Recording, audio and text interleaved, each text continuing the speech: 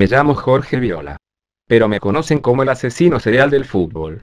Quiero reconocer que lesioné con intención a Luciano Moscolondi. Un habilidoso del fútbol. Un verdadero mago con la pelota. Te pido disculpas públicas, Luciano, pero llevo en el alma a pegar y lesionar. Mis juguetes preferidos cuando era chico hace 46 años eran el hacha y la silla eléctrica. Por eso soy electricista.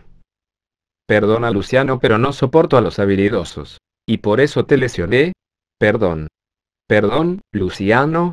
Y que Dios se apiade de mi alma.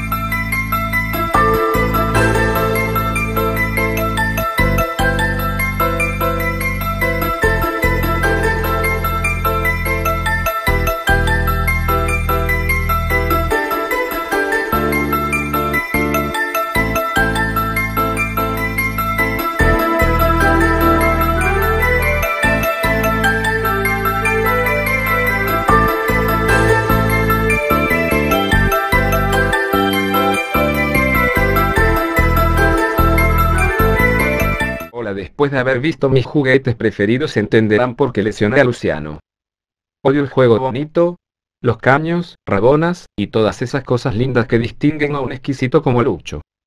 También reconozco haber golpeado a otro fenómeno del área, como Pechuga, que hizo 1837 goles en el tiro federal, una verdadera leyenda, Por eso les pido mil disculpas a todos los que operé sin anestesia, como el añejo de Mario Morales, el lento de Antonio Sólimo, el rústico de Carlos Rubo, el desquiciado de Guillermo D'Angelo, el amargo de Franco Frisia, el abuelo de Rafael D'Angelo, el gordo de Mariano Moscoloni, el yenga de Abel Castro, el murguero de Foco García, el paralítico de Osvaldo Oscar Viola, el político de Juan Pinavarro, el papiro de Carlos Vero, y otros tantos más.